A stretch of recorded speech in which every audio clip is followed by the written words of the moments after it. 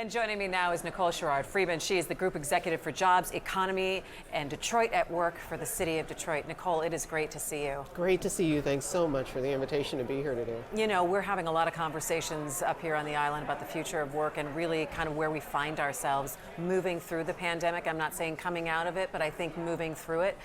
How would you, I guess, describe where we are in the City of Detroit when we're looking at work and we're looking at the future of work? Yeah, so I will tell you the pandemic, the past 18 months, the pandemic and beyond, right, has really brought into sharp contrast the things that we need to work on as an administration, how we need to partner with the community, how we need to partner with our employers to really bring the insights that we're getting from the boardroom to the living room. And so what the mayor and city council are driving us to do is to take, a more broad approach to getting people ready, not just for entry-level jobs, but for middle income, middle skills jobs, and then ready for advanced careers.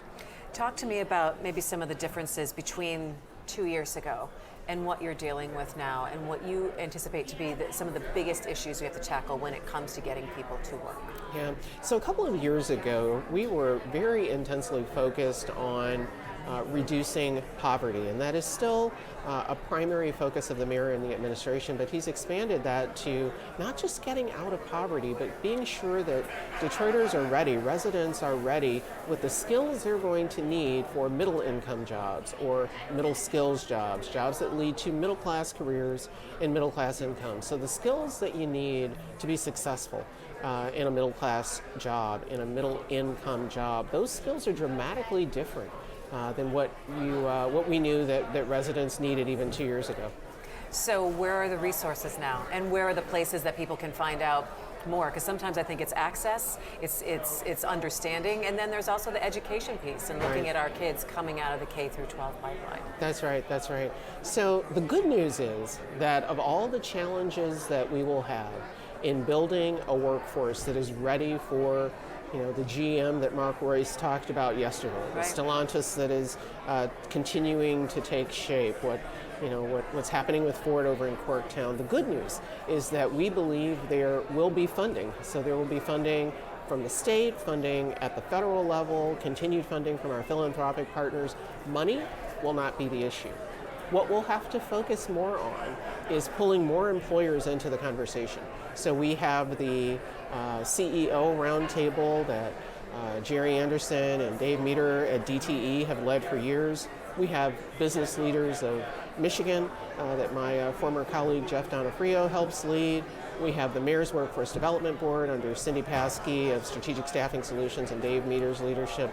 We have lots of tables of well-resourced large employers who always come to the table to tell us specifically what their needs are and how we can help meet that need. Our challenge and what we're leaning heavily into is bringing our small businesses and mid-sized businesses along. Those are huge job generators, and we've got to do a better job of getting them into the conversation about their talent needs. Because those are deliberate decisions that need to be made. So what has been missing from the conversation from getting those smaller and middle businesses equipped to be able to take on people who are learning the new skills, who are immersing themselves maybe for the first time in a different job path?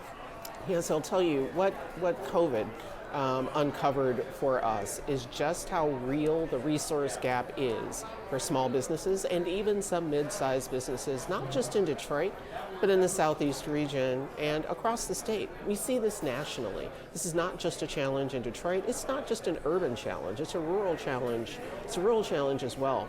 When you think about a small business owner who has to secure capital, be able to pivot their business plan, update their product, get online, work on their business and in their business, it's a huge challenge. And so finding ways to support our small businesses, particularly black and brown businesses with access to capital, low cost, no cost capital, so that they can focus on building the business, and that in turn will lead to growth, generating revenue, managing their expenses in a way that will make them jobs generators.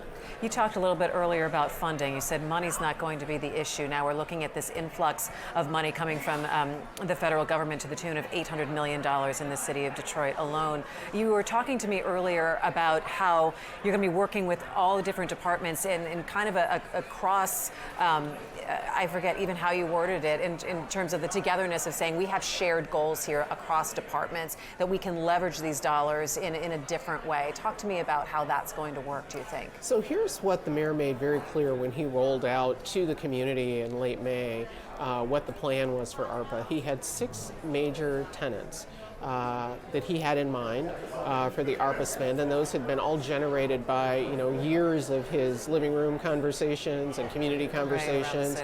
And so what he said to us as an administration was, build this plan together. Don't bring me a single solution for anything. If I'm not talking to my partner in housing and revitalization development, if I'm not talking to my partner in Parks and Rec and the General Services Division, if we as group executives and other leaders across the city aren't building our plans together, then our solutions, by definition, will be insufficient. City Council said to us, don't bring us a single strategy for anything. A strategy is, by its very nature, has to be connected with other important pillars of the work. And so we spent a fair amount of time building the strategy that links housing and employment and general services. My partner Brad Dick in the General Services Division working on the Joe Louis Greenway, my partner Donald Rencher, the Group Executive for Housing and Revitalization and Development, focusing on affordable housing. All these pieces have to come together to produce solutions for Detroiters that will change not just what's happening on the ground today, but the trajectory across the city for decades to come. That is our moment. Yeah, and that's what I was going to say to you. This is a once-in-a-generation spending. How do you see this playing out, or what could happen for the city of Detroit with making these decisions in the next year? What will happen in the next year is that Detroiters will see more immediate relief to the issues that are facing them right now. Home repairs, readiness for employment, access to upgraded parks and recreational facilities, an increased focus on the arts and our cultural experiences in the DNA of who we are as a city. So Detroiters will see more immediate solutions to what's happening right now, but they'll also see the midterm strategy. So what should they expect to see 3 to 5 years out that will continue to unfold? And more importantly, most importantly, we're talking about building a different kind of city for our kids. So the mayor talked at his keynote address about making the city beautiful. It's not just about clearing up blight anymore. It's about creating a city that's beautiful, one that is inclusive, and one that has an opportunity for all Detroiters. Let's talk about some of the opportunity that's going to be coming out for our kids in K-12. We have talked about what we need to do to help kids achieve, to help them now catch up, coming out of COVID. What do you see in terms of what we're doing in our schooling to help kids get to the next level, whether that be going to skilled trades, whether that be get to community college or four-year university and beyond, and then retain that talent that's here and make them part of this future workforce? Well, what I'll say is, and the mayor says this often, Dr. Vitti and DPS, Detroit Public Schools Community District teachers and staff and administrators just do a remarkable job of working with so few resources to battle some intractable conditions. We believe the ARPA funding will help change that.